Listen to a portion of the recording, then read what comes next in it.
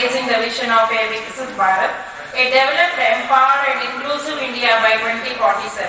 As we celebrate our outstanding alumni and achievers, we are also reminded of our collective responsibility to contribute to this great national goal. It is a national vision and collective aspiration to transform India into a prosperous, self-reliant, technologically advanced and socially inclusive nation by the year 2047, marking 100 years of independence. Let us continue the program with a panel discussion on the topic Role of Industrialists to Collaborate with Academic Institutions to Realize the Objectives of Swarna and Viksit Bharat at 2047. We request the panel experts Dr. Saroja Agarwal, Dr. Shimla, Sri V.T. Chandrasekhar, Dr. Dasari Ramakrishna, Sri K.V.R.S. Murthy and Sri P. Surya Prakash to occupy their seats on the dais.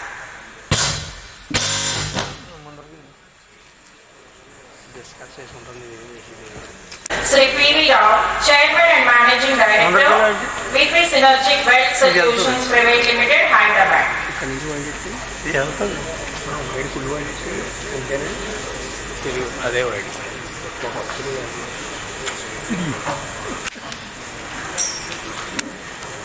Thank you very much. Thank the organizers for giving me this opportunity to preside over this session. Its topic is the role of industrialists to collaborate with academic institutions. I think the topic should have been in a different way. It should be a collaboration, it's a mutual collaboration, it is not a one-sided collaboration. The collaboration has to be from academic institution to industries and industries to academic institutions. Fortunately, I am alumnus of this college, Kakinada 1976-81 batch, and I have the experience in both the departments, like academics as well as industry. I was assistant lecturer for 3 years in Siddhartha Engineering College after completing my engineering year. Later I was in corporate field for about 35 years. If you look at the way this curriculum is designed by universities and the AICTE and the requirements of industry, many times there are many challenges in that. Industry wants a trained, skilled graduate so that he will be useful for them commercially from day one. Whereas the education institutions, they have their own restrictions, they have their own curriculum, which doesn't actually make a student industry ready, who is actually be useful for the industry from day one. So there is a necessity for both the industries as well as academic institutions to join together to see how best this gap can be filled. Because the advantage for tying up with academic institutions for industries is they can get skilled manpower, they can be accessing the latest innovations and technologies, whereas the advantages for academic institutions is that they get employment, the students can get employment, and they can get funding for the research. These are the advantages for the academic institutions. In the last 15 years, I was part of board of studies in about 6 engineering colleges. And I am a governing body member in Siddhartha Engineering College in Vijayawada also. So there are many discussions happen in board of studies meetings, how to make curriculum which is useful for the students so that when they go out, they can be immediately useful for the industry. But there are so many gaps. If you see the policies of industries, industrial policy and educational policy, they are not made for each other, I would say. Industrial policy is made without involving academicians. Academic policy is made without involving industrialists. That is the main problem in India. Yes, Doctor.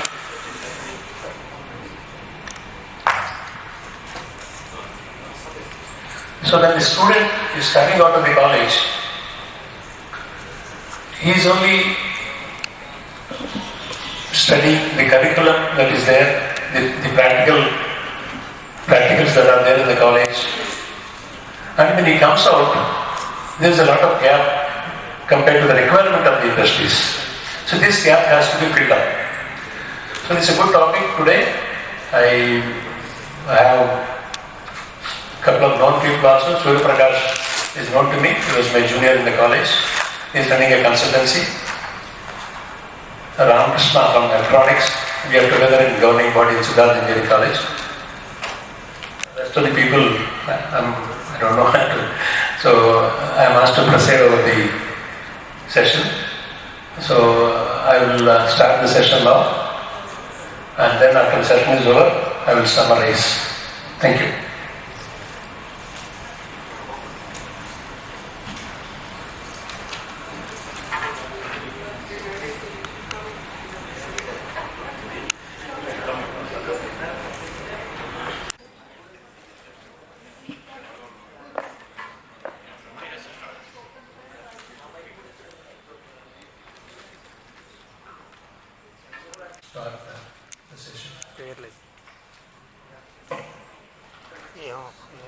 And my friends and students present here. Now, first of all, I would like to thank the Vice Chancellor of JNTUK and the Principal of the University College of Engineering for inviting me here and enjoying the 80th year celebration of their university. And I bow my head in respect for the visionaries who could think of 80 years ago that they should establish an engineering college in an area like Kakinada, a small place. They sow the seeds of the engineering college, but now that has become a vertebrate-like structure and giving guidance and taking care of many of the institutions in the nearby areas. I was just listening yesterday, and the number of colleges affiliated to this university is around 160, which is a number which can be taken care of a Vice Chancellor like Dr. Prasad, and I think normal person cannot do it. So let us come to the topic. The ancient system of education was Gurukul system, as all of us know, and there was Guru Shish Parampara. But we have left that system behind, and now we have to accept that we have a formal education system which includes universities and schools. So what is higher education is taken care of universities, and school education is up to 10+2 or the secondary system, whatever we call.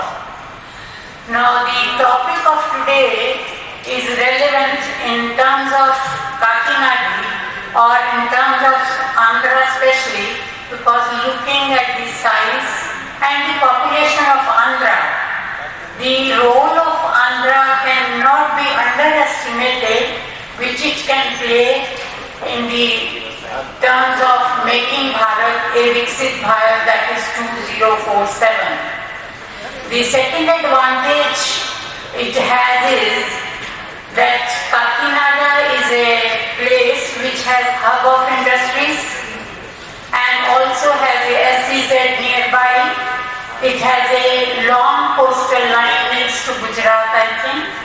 So the advantages are many, but one thing we can think of is that the courses which can be now started in the university, they should be that are taken care of by the industries, or the courses take care of the industries.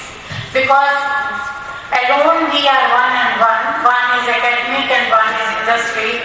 But if we join hands, the results can be manifold, and one man can make 11, one and one can make 2. This is our attitude and our mindset, our work done, that will make the results visible.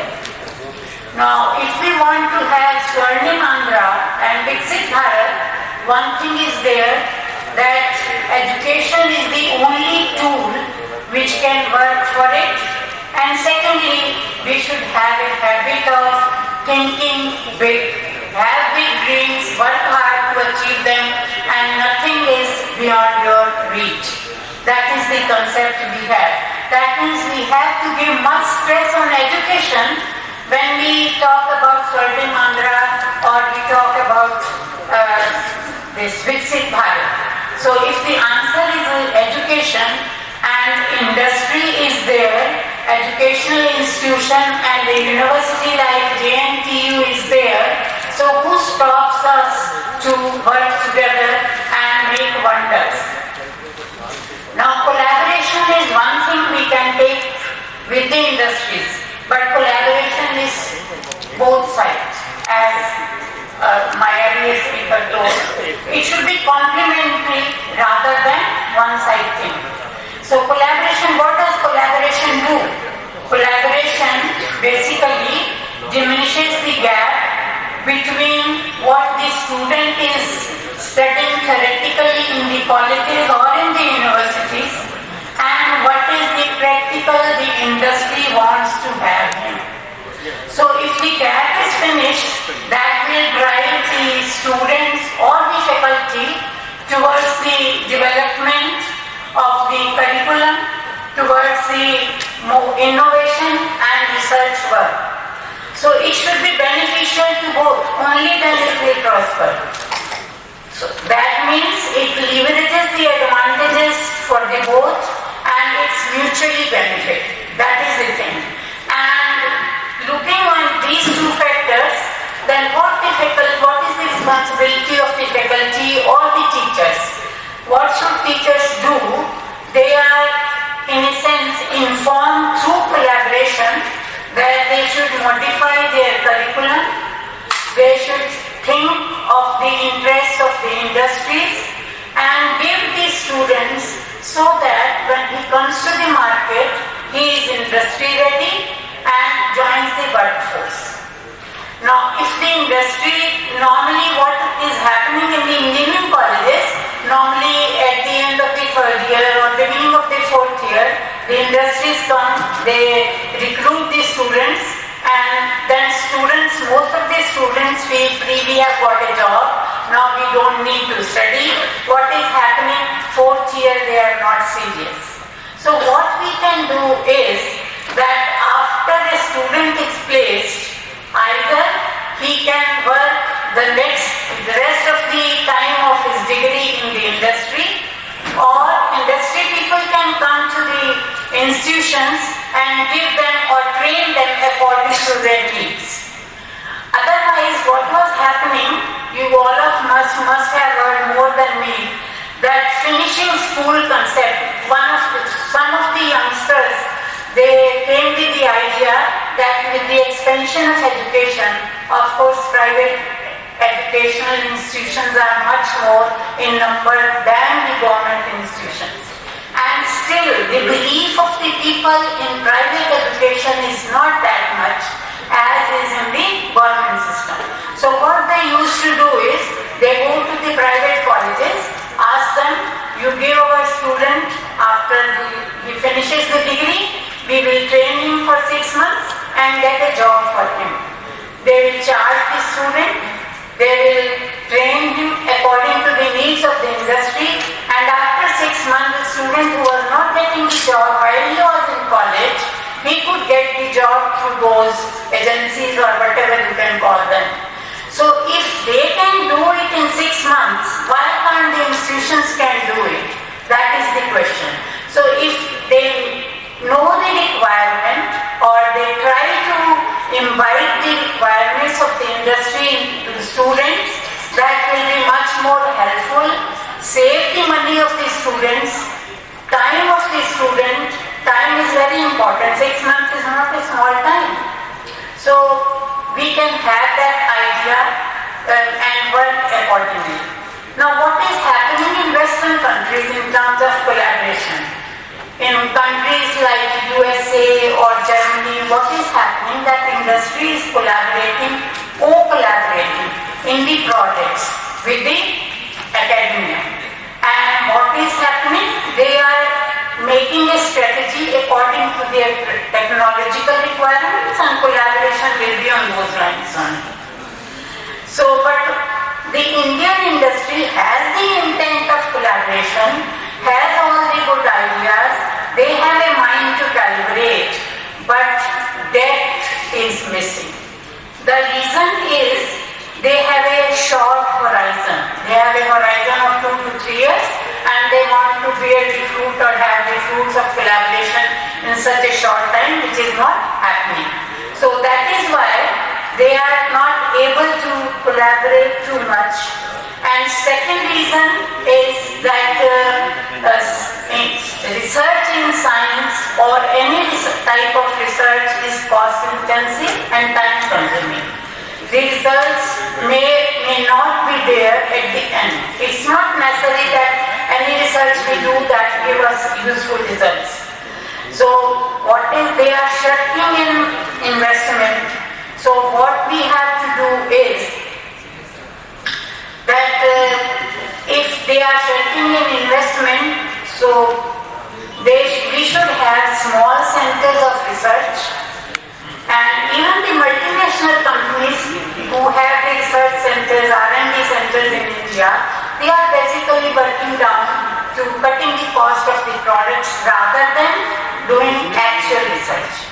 Their actual research centers are maintained in their own countries, in their basic countries or in their own countries, so that we are not aware what is the basic research or the fundamental research done by those countries. Now, second thing, you will agree with me that the results of the research, if they are not up to our mark, and we cannot predict what will be the result of the research. If we know the result, the research already, then what we have to do for it. And secondly, all of us know that we have, with the advancement or with the expansion of education, we have a large pool of students or workforce which is unemployed. So if we have unemployed youth, they are not up to the mark of the industry. What the industry will have to do is to take some steps in collaboration with the educational institutions so that those students become industry ready. Some of the points which can be taken care of by the industry and the educational institutions are: university-industry interaction cell must be made. Then we have R&D labs sponsored by the industry. We can have practical training in the industry. Exchange of human resource. Exchange of human resource is very important. That means teachers can go to the industry or industry persons can come to the institutions. And sometimes what happens, an industry person has so much of experience, he can be very useful, but as per our norms, we cannot appoint him. He cannot be professor because he is not PhD. He doesn't have a teaching experience of this year, PG classes or UT classes. So what we can do is, we can appoint him for a short period as a professor of practice, which will be beneficial to us, to the academia people, and beneficial to the industry also. Then we can have joint efforts of curriculum development. That means we have academic bodies, academic council, EC, industry person should be one of the members or 2 members from the industry. They can give their inputs and then we can work accordingly. Then we can have joint research projects, jointly organizing the conferences and symposia, spending a part of the degree for the students in industry, and credits should be given for that training which he is imparted in the industry. Blend of practical and academic assignments. It has to be collaborative rather than complementary. Finally, the Indian industry has viewing the industry-academic relationship in a symbiotic way now. So what we can do is, the academic relationship is, if it is symbiotic, that means it is beneficial for both of us. system is undergoing a journey right from school to college education or university education, and this will be turn the future of economic sector of every industry, and it will be beneficial to both of us, so it can transform and innovate the economic growth of the country, which will help us make Bharat a Viksit Bharat and make Swarna Andhra as a dream of all of us. Thank you. Thank you, madam. Very valuable suggestions. Now I request Mr. Ramakrishna that I will start one from academic, one from industry. So we are running short by time, so I request you not to take more than 5 minutes. Good evening to all of you. I try to put 4 or 5 points in front of all of us. First is our Viksit Bharat and maybe such whatever the targets which we have 2047. If that target has to be achieved, what is going to be the outcome? The outcome is going to be as it is, that is 8 times the entire country's growth has to come, and then taking a inflation into the consideration, 2.5 times by dollar terms, has to be 20 times we have to increase. That means 20 times means whatever the average salary today, 20,000 per month, has to go to 4 lakhs per month by that time. For that, what we have to do, whether it is a state or central, that is fundamentally what we have to, is our target, which we want to achieve that. That's fundamentally, if you take it, what is the challenges, what is the way to go into it. Second point which I want to put to all academic people is, what type of industries which we are talking. All the time people talk about industry. Industry is not all same. Start with the different types of industries is there in the country or in the world also. Start from a smuggling industry that will get CKD and SKD and show it that we are manufacturing and doing the R&D in the country. That's where to take the lot of benefits from the government. Second is, lot of PLI schemes were there where the valuation in the country is only 10%. We make cell phones, put it in cover and then sell it as if it is made in India. This is a type of industries which we talk about industry. The second dimension is there is a mass production of industry where ready-madely equipment will be coming from all the other part of the world. We go on manufacturing with a low margin activity. That is another type of industry. Another type of industry is service industry, where maybe 20 years back or 25 years back, we used to see IT jobs is going to get maybe collector salary maybe 10 lakhs, 10,000, but IT job used to do 20,000. But today what is happening? Reverse. A driver salary is 25,000, even the IT job is also 25,000. That means what is happening? It become a lot of a data entry operation. With the dollar terms, companies are able to make it, and we are all talking that is also the industry one dimension. So these are all other challenges. Similarly, if you take even the regular industry, we have a contract or subcontract, multiple contract. That means a car manufacturer will have a type 1 supplier, type 2 suppliers, type 3 suppliers. That means each component is converted into different form, and finally the car is made. That means we are talking about all this in the industry, all these industries, how much is the research is needed. That's fundamentally, all of us is talking from morning to evening, and in every academic institutions, people will talk about research, but there is no research in this requirement. That's first. Again, when I am talking about the research, are we talking about a fundamental research or engineering?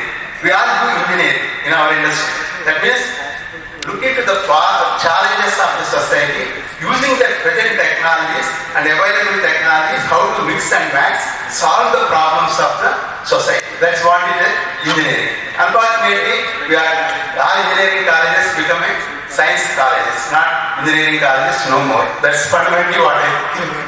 Another dimension which we take, financial dimensions of the industry. What is the financial dimension? Starting with the own finance, maybe small, medium, up to certain extent, own finance and building the system that has to be profit driven. The owner look for a profit. The other type of organizations is for listed companies where their challenge is only share price, not the profit. That means they have to increase my turnover, whatever I do, then my share price will increase. So I have to show it always balance sheet, profit and share, that is a turnover. That is a one type of thing. Now recently, the other type of industry came with the startups. Startup is again a buzzword where a lot of mafia, in my opinion, is happening behind. So the people who take the idea very well knows that this idea will not work, and then he invests into it. He knows how to sell that to some other type 1, type 2, type 3. Last one is public, to make it to the public and make money. So these are all various things which we are all talking to make industry. These are the landscape of industry, whether it's in India, even US also. This is a type of industry. But end of the day, what is that needed? When we are talking to reach to that higher pedestal, India has 140 billion people, maybe by 47 it may go to 160 billion, or I don't know what is going to be the projection. For all that, which we have to get the average salary of 4 lakhs. How to get it? That's the fundamental. If I study in other part of the world, whether it's Germany or Japan or South Korea, our productivity is 20 times lower. That means one person work in other countries will be done by here 20 people. If our productivity increases by 20 times, automatically our target can be reached. That means what is that which we are training, what is that which we are meeting, the average person's challenge point of we have to meet. Unfortunately, majority of the students doesn't have a capability to understand differential equations, how the designs is happening and all that is not necessary. That is what is trying to push on him and saying that you should learn all that.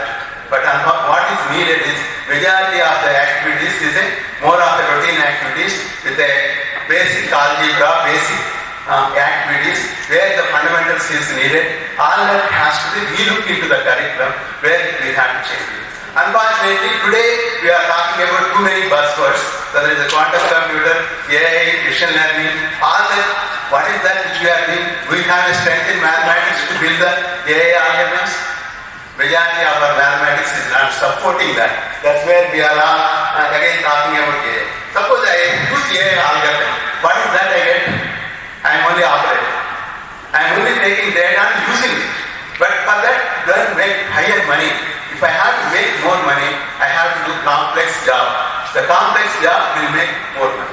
That's fundamentally what we have. Last point which I feel is very important is today all are talking about digital transformation. Digital transformation, systems are connected to the systems. We are taking Amazon, whether it's a Paytm, all the multiple systems are interconnected. Are we teaching any knowledge how to interconnect the systems and get the better value out of it? End of the day, company's job is to create value.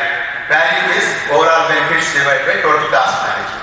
Whether I have capability to build the value, that's what we need to look into it. For that, we need to have the capability we should have. One is mindset, second is practices, third is the technology.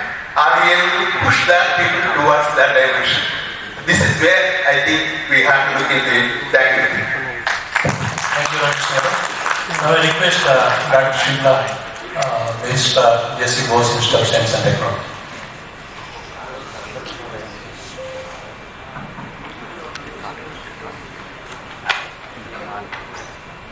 Hello, good evening to all of you. Respected Dr. Kalam Rajuji, our Honorable Minister of HRD, and all the learned audience who are sitting here who are hardcore technologists and great engineers. So, first of all, I extend my heartiest congratulations to the University on completing the 80 years and celebrating it with a goal to discuss about the Viksit Bharat. The topic is of great importance from our national perspective. Making India Viksit Bharat up to 1947.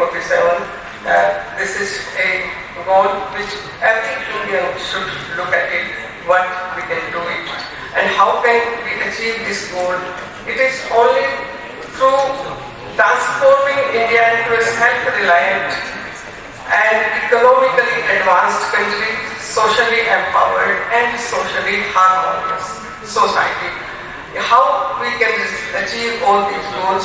When we think about it, we look up to the educational institution, because universities and educational institutions of higher learning are the places, or they have the pivotal role to play to achieve this goal and to take the country to the next level of advancement.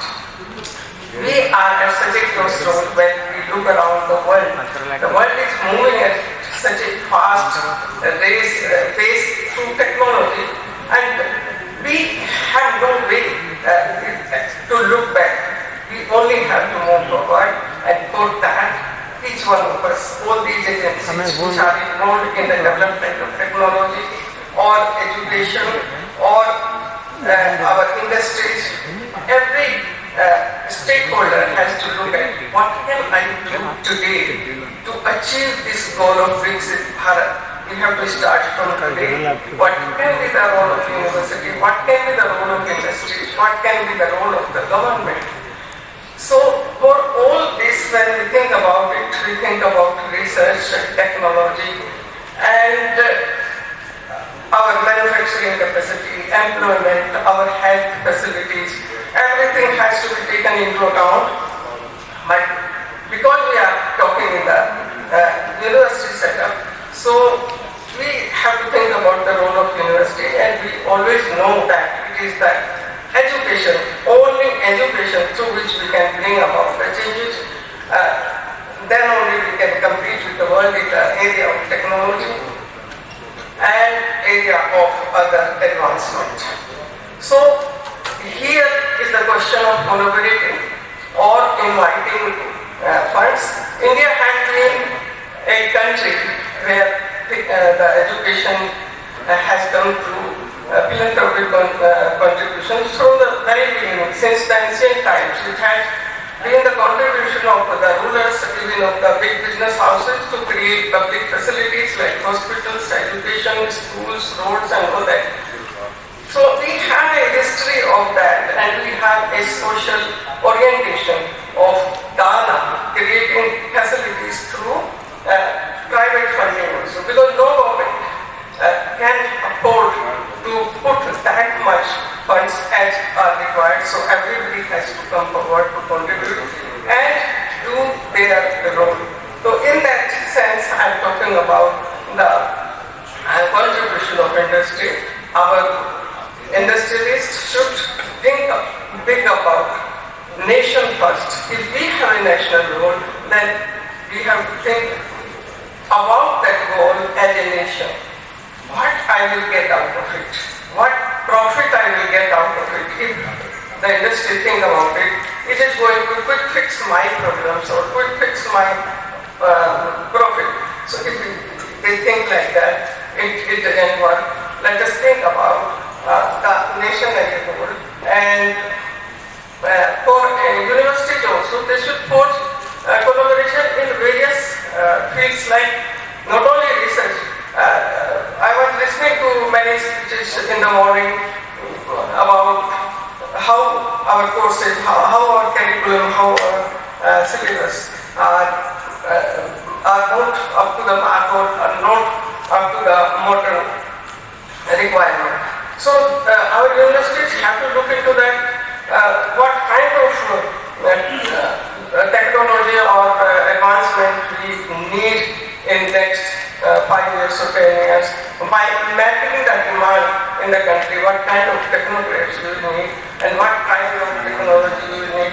If we do that and have collaboration with the industries can help in deciding that also what will they need, what are their present program, what will be their future requirements, and accordingly they can develop the curriculum in that way so that it meets the requirement of the industry.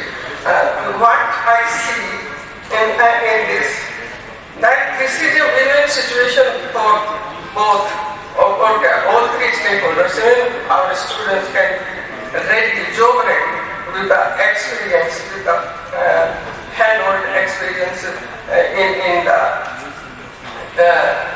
industries through this internship and apprenticeship. In our university, we had a compulsory one semester, last but one semester as an industrial training, and they develop a bond with the industry vendor, and they are taken hired by the industry as soon as they are passed. This I can quote as a best practice of our university. And internship, in addition to that, what is the concept of Meru University in new education policy? This is that multidisciplinary education and research university. And when we talk about research, research requires a lot of funds. So funding has to come from anywhere. Government can also have, there are some schemes under which they can be leveraged, that funds can be taken from there, and then industries can collaborate for a long-term investment also. Why only quick fix? Because research takes time and funds both, and it is not necessary that it will be successful. So they should be ready for that also. If funding, the government schemes are there, where government is ready to finance up to 90%. So our university, I am standing here on the campus of this university, which is a very, very renowned technology university. They should look for this kind of collaboration and this kind of leverages. That is the one way we can reach to the level of our goal. What we look up to we can also see the example of US University, German University, where the industrial funding of the educational projects is to a very, very large scale. That is why they are successful, and they have established such standard of education that the students from all over the world are attracted there to go.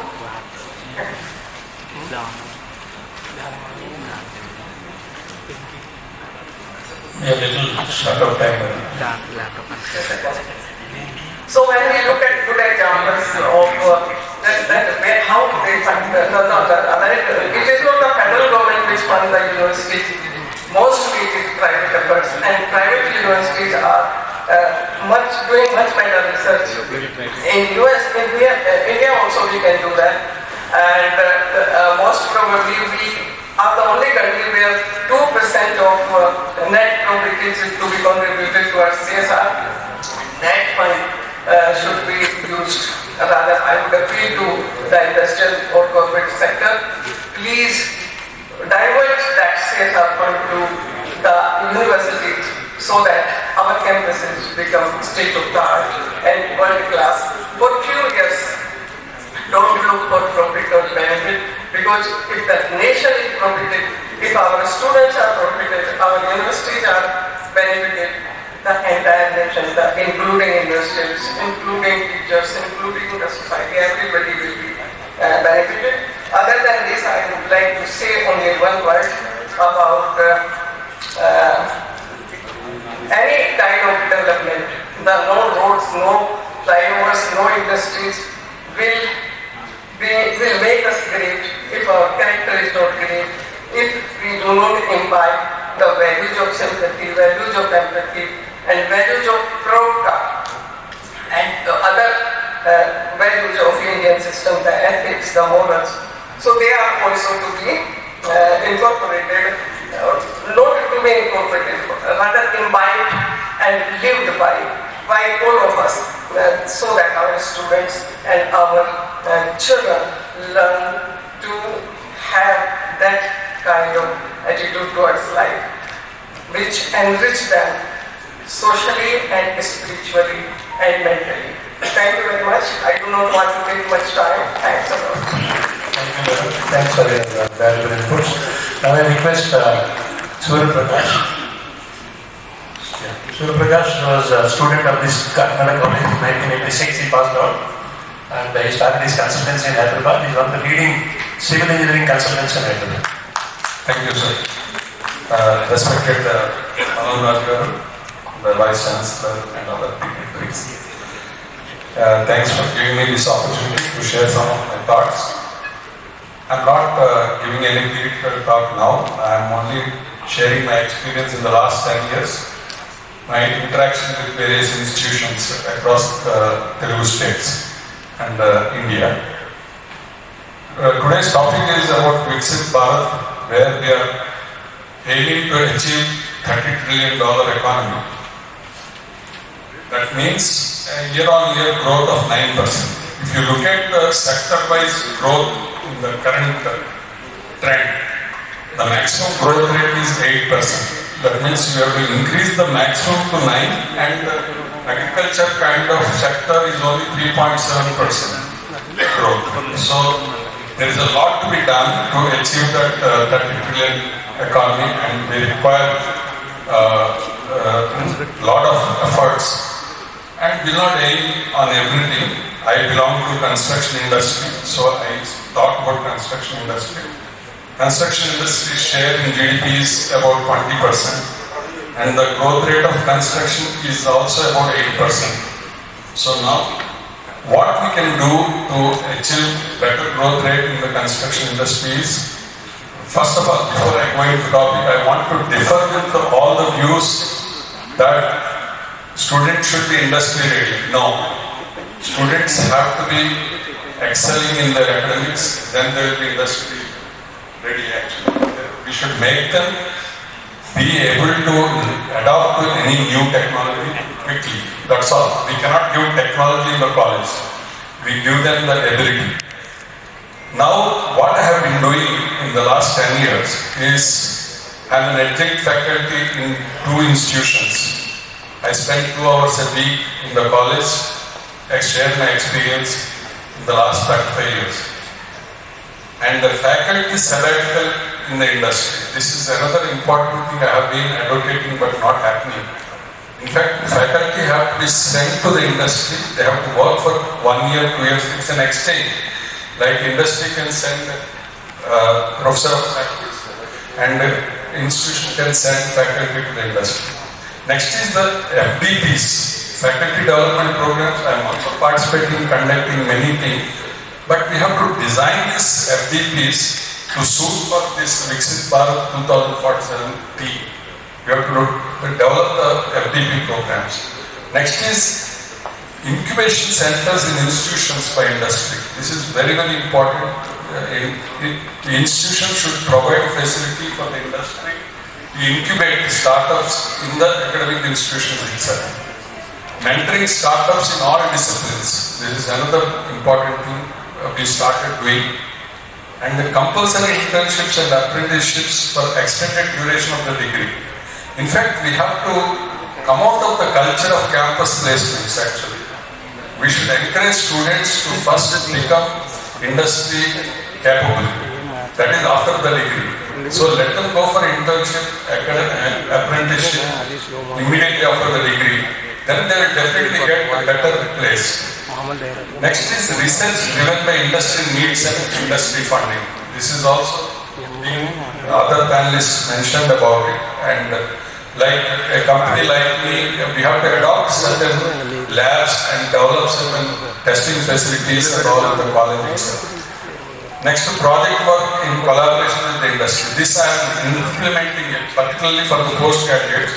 I am giving 1 year project in our office itself, and we understand better about the students and we absorb them in the job post-project work. And for the BTech students also, in some colleges we have implemented 5 days a week. They work in the office and they do their project. They learn the problem solving. Next, industry expert lectures in the institutions, and then student chapters. This is very, very important. I have a trust called Smart Infest where I run Smart Lead program, Leadership in Engineering Advancements and Practices. 60 lectures we give to the student. With that, they become industry able. Next, last but very important is soft skills for the student. This also industry has to adopt the students to develop the soft skills required for the industry.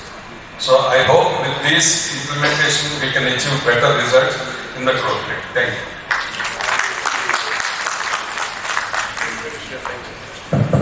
Thank you. Now I request Murthy Garu, Murthy Garu, Deputy Director, UCEK Andhra. Short of time, sir. Honorable Minister of Indian Cabinet, Bharat, the District Magistrate and the Collector is good evening, and my dear friends. I am the 1970 batch of alumni of this college. I am proud to talk before you. First of all, let me congratulate Professor Prasadji, the Vice Chancellor, and his team of College of Engineering for arranging such a wonderful convention on oak celebrations. It is a great privilege to just share some of the features we had this morning on industry and academic relations, and we had a lot of information from the professors this morning. I would like to share some of these features for the role of industries in the academic collaboration, industry and academic. Some of the silent features I will point out, some of the silent features, how these collaborations have got achievements in other countries and how they achieve the success rates, and some of the what are the possibilities in Andhra Pradesh, and how the industry has to relate to the present universities in Andhra Pradesh particularly. And also I will touch some of the points. The time is given only 8 minutes. I will try to cover the importance of the Indian traditional knowledge for the universities. So just coming to the point, features. For industry and the economy collaborations, the driving and applied research and innovation is an important factor. Where the R&D projects are to be identified and accelerate the technology transfers from the commercialization aspect. Similarly, providing funding and infrastructure support, that is a very important factor that industry and economy should talk about. And where the sponsored research projects are to be done by the industry. Similarly, enhancing the skill development and employability. People are telling that students must provide the industry what they require. How can we provide? I heard that some of the 80,000 engineers are unemployed. Why they are unemployed? So here, the industry must come to the industry and provide some skill development programs and employability for the students. In collaboration, it will be a success. And supporting entrepreneurial and startup approaches. The industry also can provide to create the ancillary industries to the entrepreneurship. Many people are interested in entrepreneurship and get the quick money and quick production. So that type of collaboration is also required from the industry and economy. And policy and standards alignment. And strategic and talent acquisition and contribute to the national and national development factors. These are the very important factors for the way the industry has to take care. For instance, examples of industry and economic collaborations that already exist in the country. For instance, the TCS, they are with IITs and NITs, they are contributing excellent work. Reliance and Bosch, they are working with IIT Madras, and BHEL, they are taking a lot of sponsored projects with the academic institutions. So these are the faster innovation process and cycles will be there, and reduced R&D cost. This will reduce the cost of R&D. Our R&D costs are very less, so these are to be improved, and R&D costs will be less.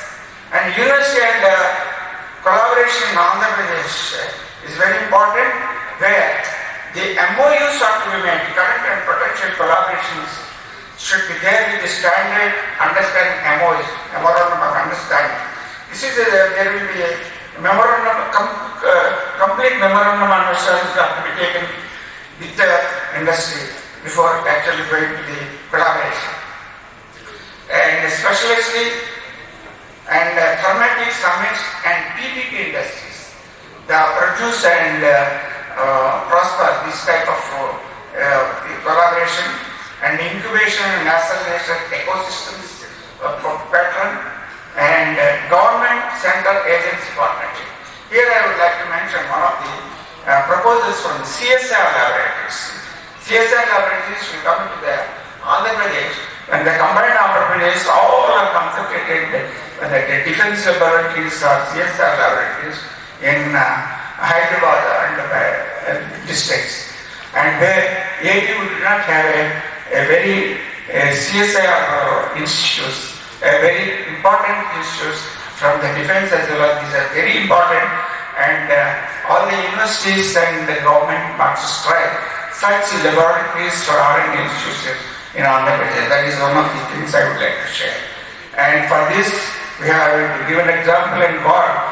We have a society formed with the scientists in Hyderabad where we have to help the AP to guide them, to give them advice, not guide, give them a lot of suggestions and advisories committees to form such a association and grants from the central government. So these are some of the activities that we can make it.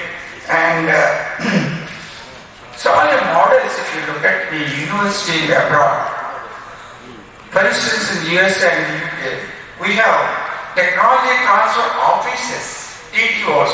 In the universities they must put these technology transfer offices.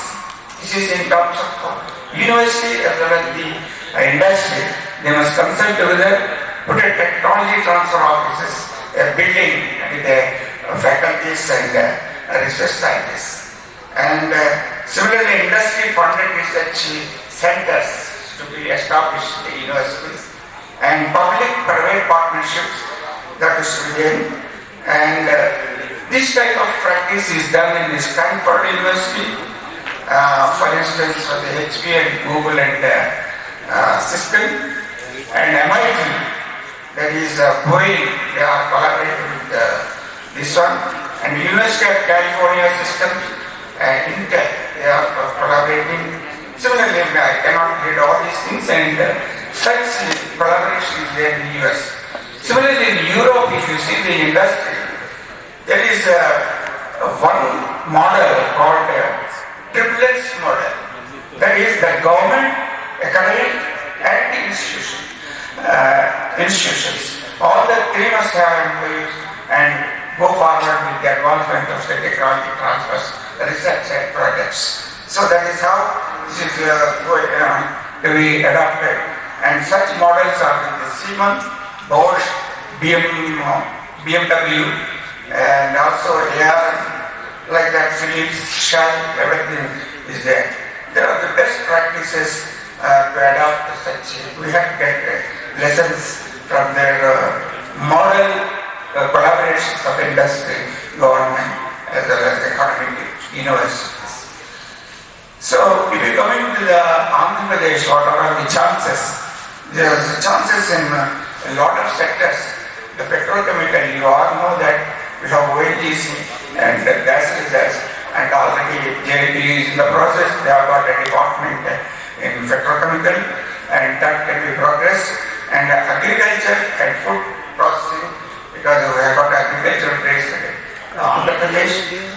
And similarly, many renewable energy and green hydrogen, that is one of the focus area, and some of the industries can participate with the academic research and R&D.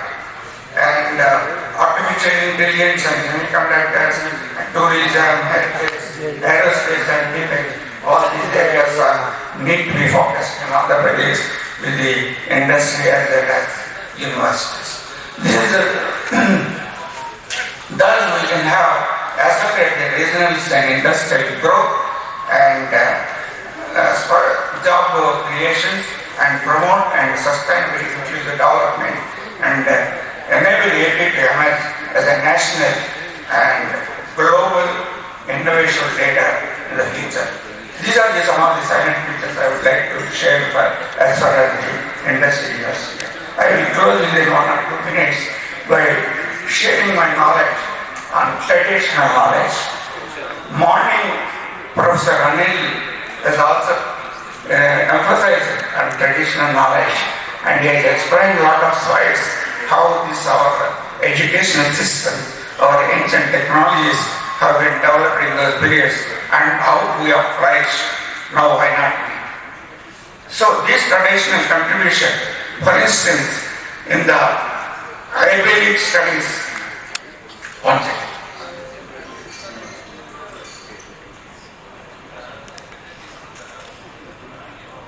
Coming to the medicines, the Charaka, Sushruta, Bhakti, a lot of literature is available and we are not using it.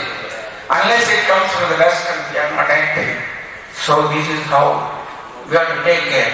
Many products, many areas, agriculture, sustainable energy and metallurgy, materials, astronomy and mathematics. Here I would like to share some of these. Astronomy and mathematics, where Aryabhata and Bhaskaracharya, Varamira, why not we use those scriptures? A lot of explanation is there. Here I would like to emphasize one point. Why not we predict the earthquakes? Why not we predict? We will get a Nobel Prize. With this present AI models, GPS systems, and where these ancient scriptures, where we can find the earthquake prediction, how the behavioral attitudes of the animals. So, coming to the AI, can we not predict? At least nearest or nearby or near the time. So that type of focus should be done, and such research projects in all these areas, a lot of PhDs and postdoctorate can be created with taking the various areas of this type of this one. And I would like to complete with one more point. For instance, the AI applications. In the AI applications, Sanskrit Panini grammar is there. So already NASA has started this Panini grammar. University of Hyderabad has started this program. So this type of making this Panini grammar and its scriptures, it will give a lot of information on AI technology development. So such things, these are lots and lots of traditional knowledge, sciences are there, and these can be very nicely, we can make a lot of PhDs and a lot of improvements, and a lot of the industry will also come forward to sponsor such projects, and we can have a lot of international collaborations also in such projects and get this type of sciences for the advanced research and betterment and better environment. That is more important to make our earth, Panchabhutas, good and environmentally friendly technologies can be developed, and that is how the industry and the academic institutions and the government might help to make our AP progress as Swarna Andhra Pradesh by 2047. This is my opinion. Thank you very much for giving me this wonderful opportunity. Thank you. Thanks, Amit. Now I request Mr. Chandrasekhar Garu. He was 1982 pass out from Kakinada Engineering College. He worked in multinational companies like Florida and then L&T for quite some time.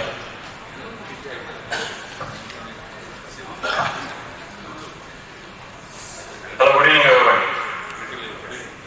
That shows that energy level is low. Let me try to see how it can be boosted a little bit. Good evening again. You see, since morning we talked about what are the problems in the industry now, problems in the employability of the people, so many things, and then we had some wish lists like how to combine economic policy, industrial policy with the education policy, etc. I want to say something I have practiced throughout my life. Just to give another brief introduction of me, I executed projects from $150 million to $6 $6 billion projects across the world, and I taught in L&T's Institute of Project Management. And teaching has been my passion. I was teaching when I was in college. There is an offness here. There are 600 people in the school, the college, but only 6 of us used to teach those offense. And then when I was in Macon, Ranchi, I used to teach in international technology. When I was assignment in Canada, I used to be in touch with University of Alberta. When I was in US, I continue to have good collaboration with University of Texas Austin. So academia has been a greater part of my journey. I'll give one example of how academia helped me as well. I'm basically a civil engineer, and I was asked to run hydrocarbon gas processing projects in Canada. I was doing another project in Canada. The next project was gas processing project of Shell. I don't know anything about gas technology. University of Alberta taught me for 6 months. And today I can say that I can talk as confidently as a chemical engineer how the gas is processed, condensed, refrigerated, and distributed to the agencies across the distribution point. What I'm saying is that is the kind of difference we could actually make. I'll try to quote less example from my life and less example from one experience I had. But a lot of things are happening in India. I just want everybody to be aware of it. One is, I think we talked about 2047 Viksit Bharat.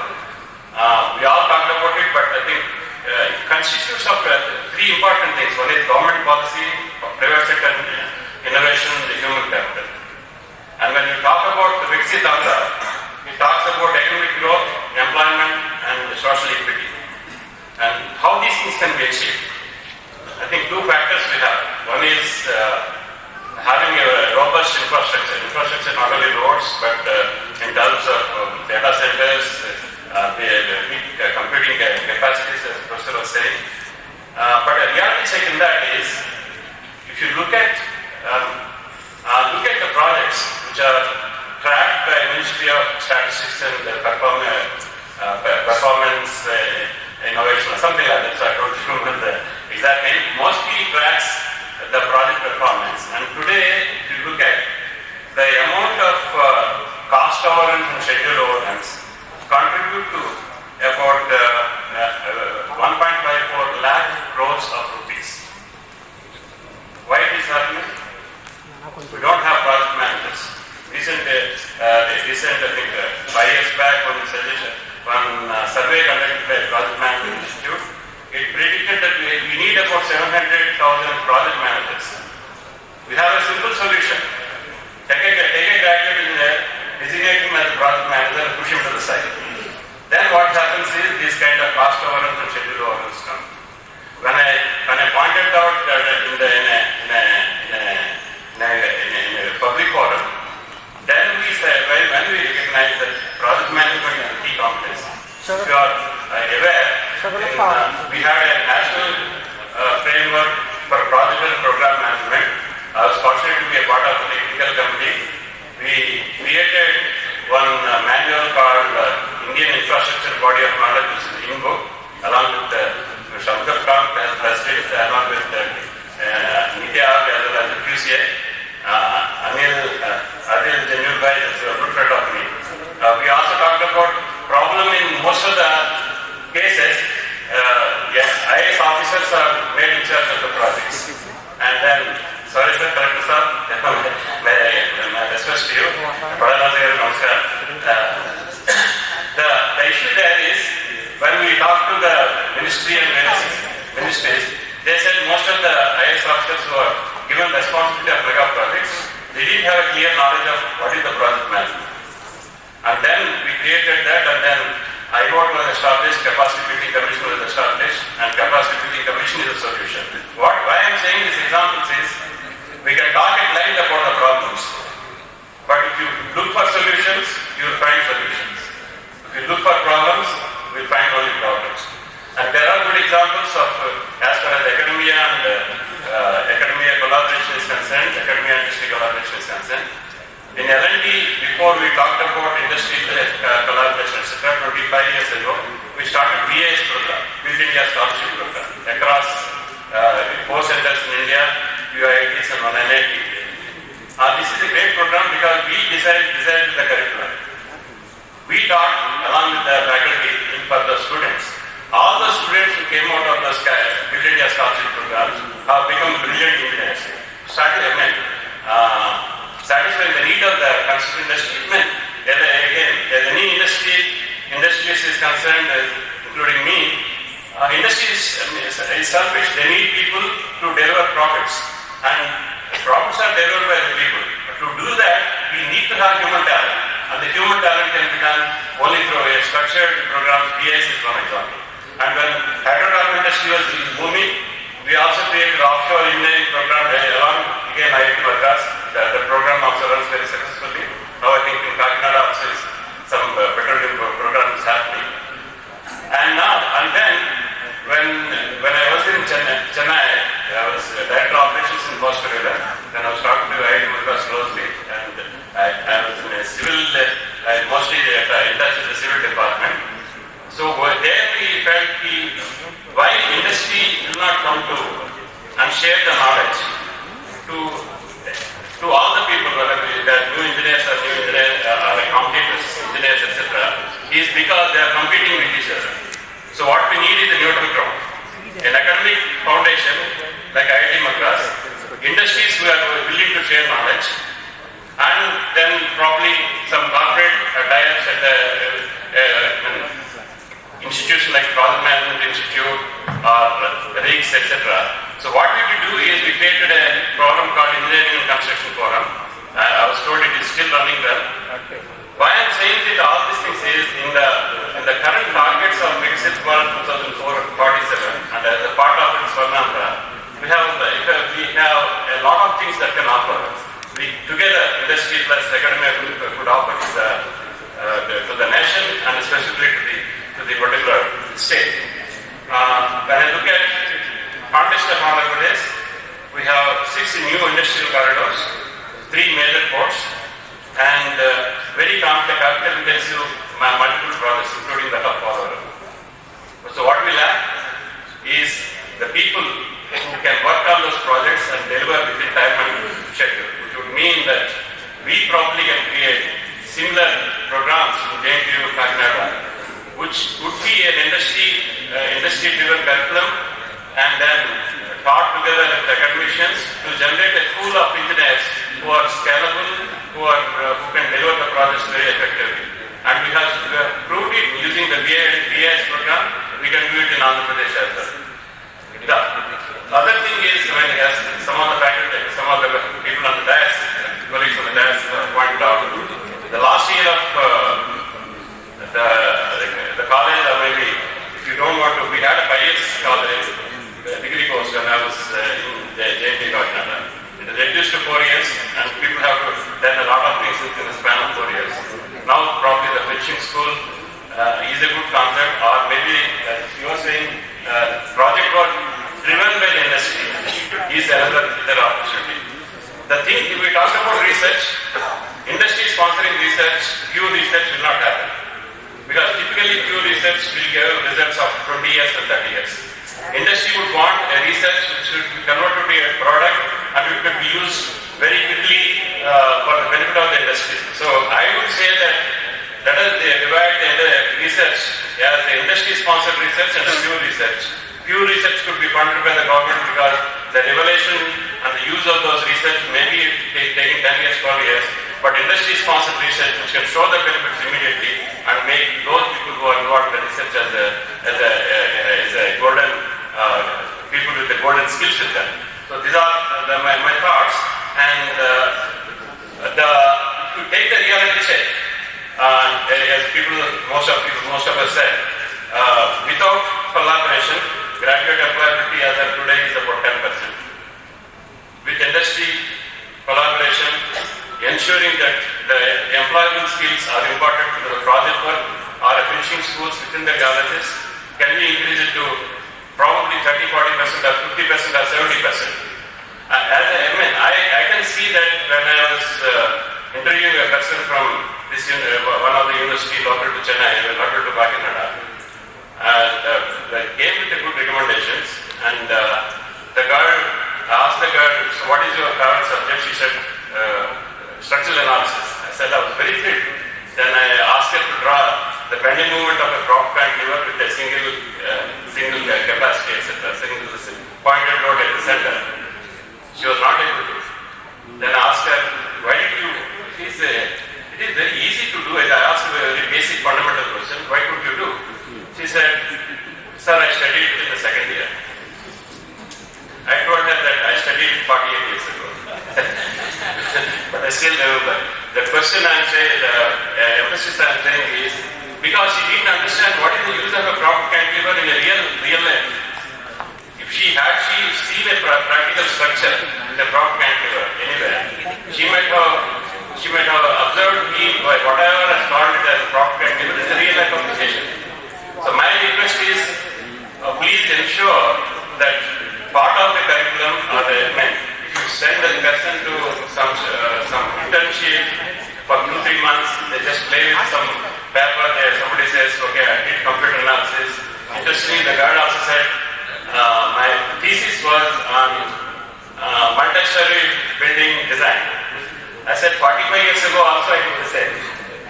So the question is, if you don't change the syllabus as somebody was pointing out in related to CRT tubes in electrical electronics, if the curriculum is not compatible to what is happening in the industry, you are generating a set of people who are outdated. My request is, please think of programs like Create India Scholarship. We can generate people who could be employable. They could be gems of India. They will be creators of the future India. Typically, wastage in construction happens about 15 to 20%. That is always because of rework, and the rework happens because of not trained crews. Again, kudos to VC sir. He's taking some initiative to build some skill development centers. I'm hopeful that collectors are also supporting it. And we'll work together to ensure that whatever you do as engineers, design or supervise the construction, it is built by a skilled force who are strengthened by capacity building and skill development as the country needs. And local job creation, my view is that considering the amount of work we have to do in infrastructure in Andhra Pradesh, considering the dreams of drone technology and other technology taking the shape, people in IT industry and people in core, I generally say that a chip industry to chip industry. One chip industry is IT, other chip industry is civil engineering. Both the areas, we could have the innovation centers, we could have incubation centers, and people like us who have a fascination for this institute. I graduated from the institute in 1982, 1982 batch.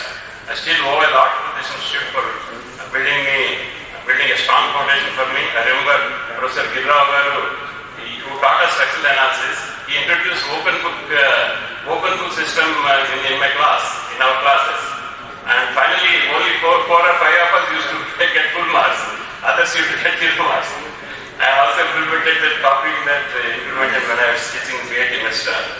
The reality is, if you are building your knowledge, your character, your knowledge base on the solid ground, every citizen of India, every graduate who is graduating from this university can become a gem, can become a great pillar of the country and achieve those Viksit Bharat and Swarna dreams. We are there as an industry to support. We have to come work together and see what we can do for the country and for the state. Thank you. Thank you, Sir. I'll just summarize in a few minutes.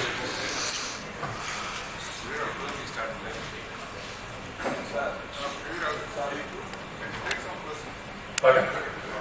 Yeah. Any questions are there? You can ask. No question. Yeah, please. Sir, the August Gallery and the professor from Computer Science Engineering and Director of Student Affairs, we are very happy that very great people are from our college welcoming you all. And my question is, Viksit Bharat, Bharat is having so many challenges, but we are not addressing all of them.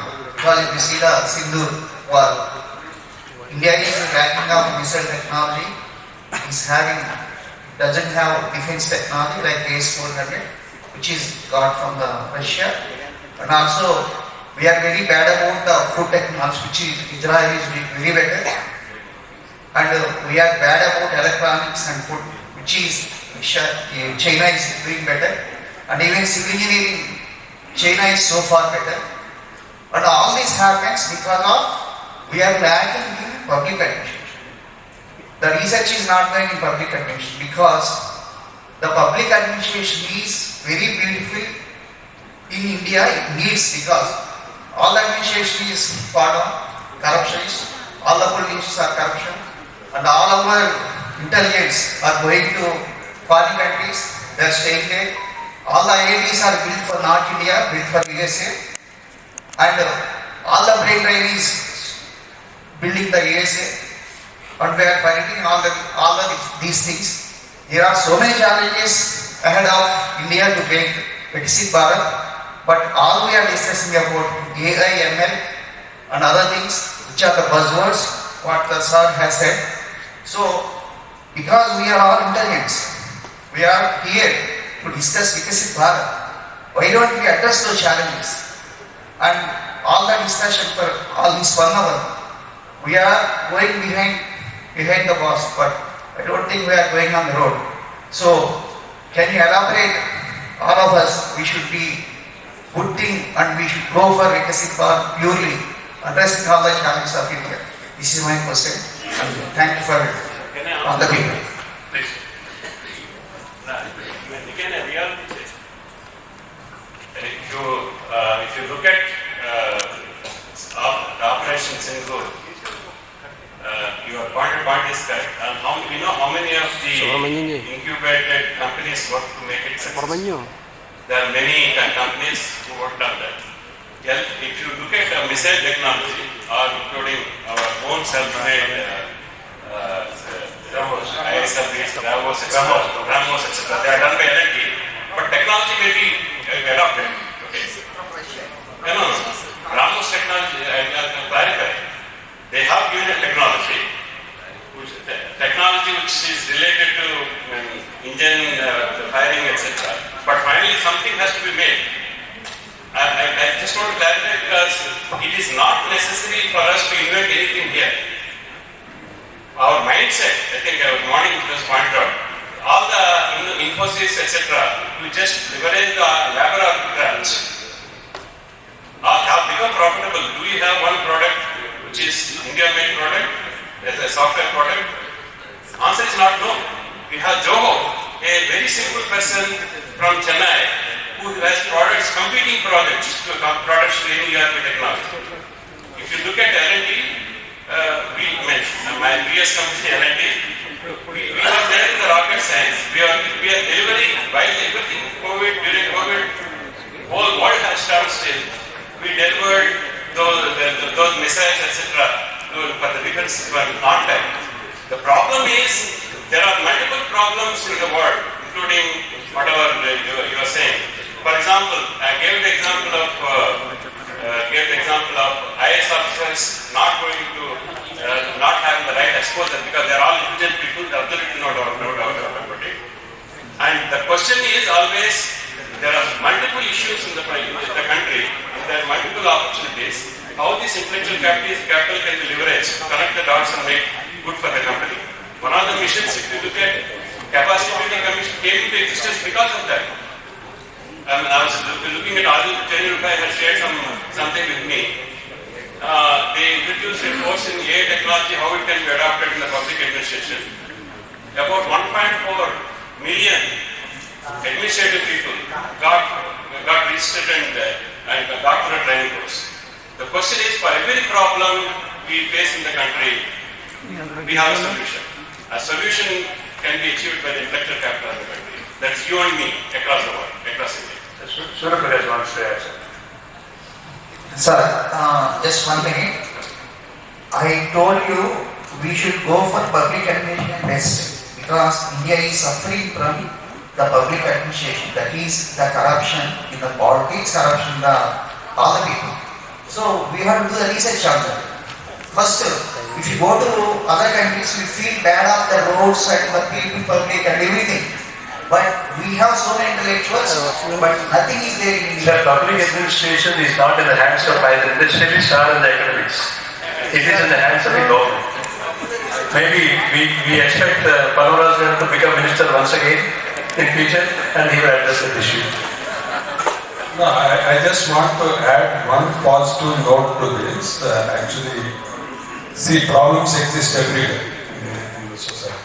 I happened to meet one student recently in the airport. Second year BTech student studying mechatronics. I asked him, why you chose mechatronics? I asked him, do you want to join Tesla? No, he said, I want to work for our country. We are seeing none of the missiles were designed here. We are adopting the technology. So I want to go and work in Germany for 3-4 years, understand the technology, come back to our country. So this is what is Viksit Bharat exactly. We have to train the students, motivate the students to adopt, learn the technologies, bring to our country. That's all. Let's not talk about corruption, all which is not in our hands. Neither, as he said, neither industry nor academics. We have to only motivate students to be right. That's all. Any more questions, please? Just let me add to this, basically whatever discussed. Fundamentally, my observation in India is, we are talking about money corruption, but the fundamental corruption is data corruption. Data is highly corrupted. I can give you a direct example. All of you are giving a degrees with so and so knowledge. But if that knowledge is there to the student, if that knowledge is not there, then his data is corrupted from my point of view. You are giving a degree, saying this BTech is so and so, but reality, you don't have basic fundamentals, then it's a data corruption. Why you did it, I am not questioning. But the data corruption is the biggest thing. With the data only, we will be taking the decisions by the administrators or the ministers or whoever it may be. But unfortunately, the data corruption is the biggest challenge. Any more questions, please? Sir. Maybe this is the last question now. Provided the free hand given to the real Indian community, we can achieve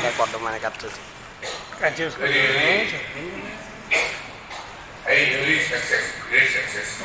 In the case of that Jammu bridge, in which 587 kilometers of welded length is involved. Fortunately, the main persons involved in the welded lines construction belong to our faculty,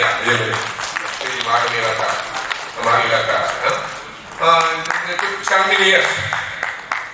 467 meters from the riverbed, now they constructed it.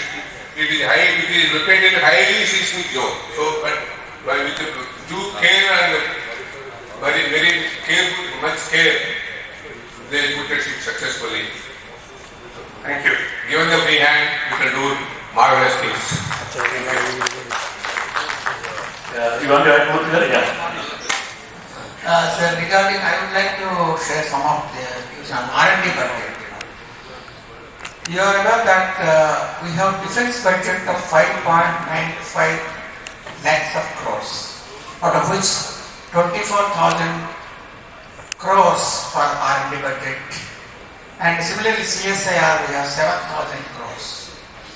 Whereas coming to the universities, the R&D budget it is very less. Unless we have to improve these R&D budgets for the universities through industry. Industry should be mandatory. Of course, if they have got the marketing and facilities, they will come forward. Otherwise, also the government should make a mandatory that industry must give some assistance to R&D budget to the universities, cater some percentage of their profits or regular budget, and associate with the, collaborate with the university. That is one point. And they must make it this type of mandatory regulation. That is one point. That is is how we have to achieve the R&D results and all that. That is what I would like to share. And from the beginning, the concept of commissioning, that the theme should be there, the concept of commissioning of a product should have to be associated with the industry as well as the academy. That is what I would like to share with the R&D budgets. Thank you. Hope there are no questions, further questions. I would like to summarize at the end. One thing which hasn't been touched by any of the speakers is the communication skills. The students that are coming out of the engineering college, because we from the corporate world, we send our departments to various campuses for campus selection. They are going to look at domain knowledge and select the students. And when they come and join the companies, the basic problem we are facing is the communication skills. I was wondering, many students who are good at domain knowledge are not even able to write a leave letter properly. This I have personally seen in my own companies. When I was in Tata Steel, I faced the same thing. When I was in Kirby Buildings, I faced the same thing. When I was in Kakinada, I faced the same thing. So the communication skills is a fundamental problem. If you see people who are sitting on the dais, I think most of them are Telugu medium up to 10th class, including me. Of the three, of the four are, these two. Most of the, because even though we did up to 10th class in Telugu medium, we are able to speak reasonable good English. The problem that is happening here now is that though English is a subject in engineering in the first year, communication skills is a very big problem. Because the students, if you take the students, current generation, from LKG onwards they are in English medium. But still they are not able to speak English properly, they are not able to convey, because while you are working for a corporate industry, you need to communicate, interact with customers, consultants and many people, government agencies, private agencies around. They are good at the domain experience, they are good at the design, detailing, everything, but they are not able to speak. That is one fundamental problem which I would request the academic experts to look into. The other issue is we have almost 350 engineering colleges in Andhra Pradesh, subject to correction number maybe, out of which around 15 are government colleges. If you look at the funding in each college, I don't think any college will have fund for research purpose unless it is funded by industries. All the colleges are starving of funds. If you look at private engineering colleges, almost 75 to 80% of the students who are joining engineering, the fees has to be reimbursed by the government. For the last 3 years, the fees is not reimbursed by the government. I'm not talking about anything politics, I'm talking about the fact.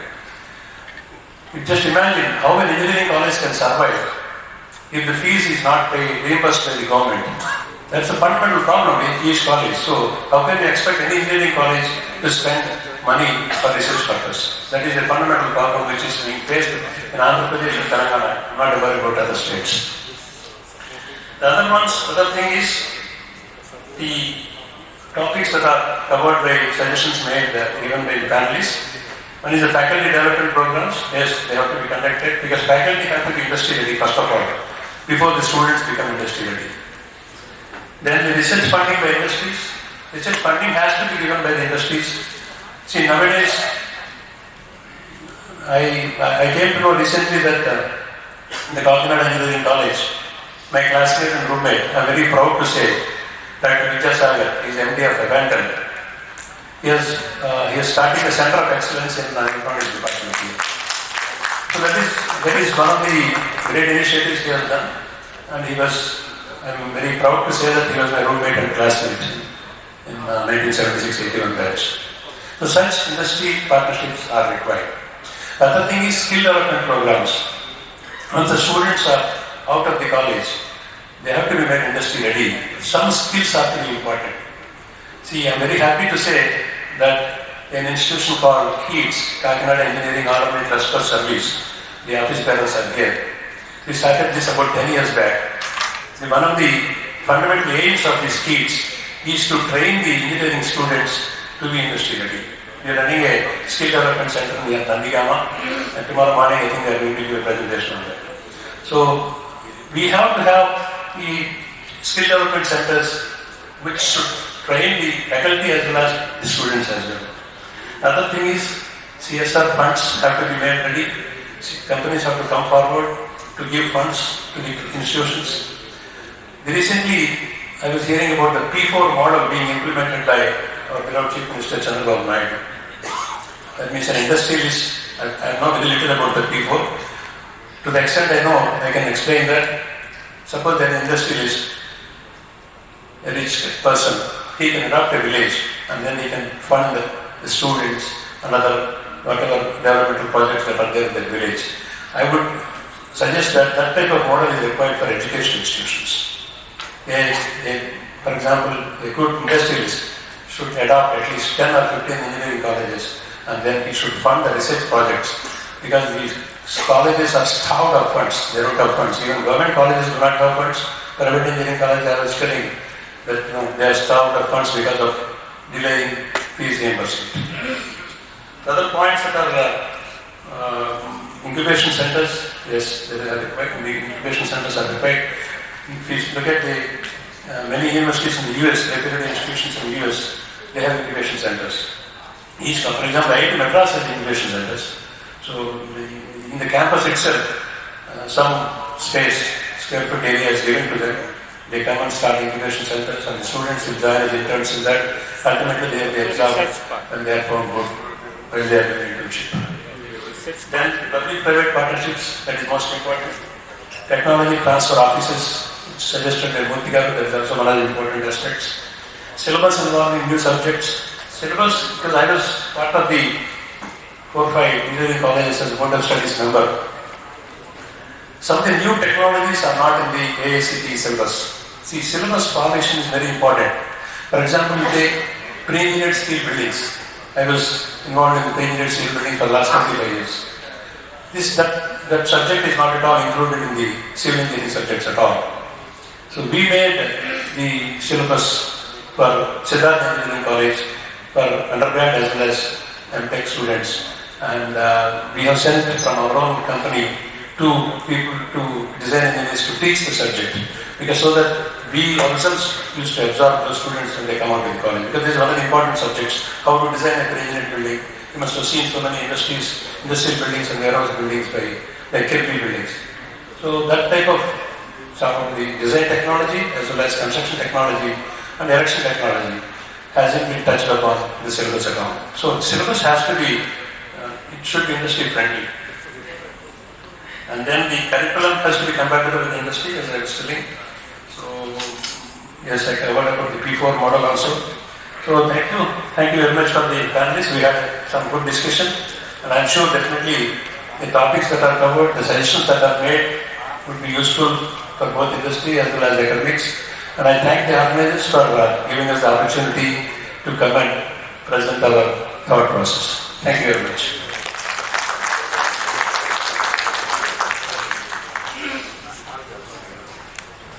Thank you all, the panel experts, for pondering over wonderful thoughts on Swarna, Andhra and Viksit 2047.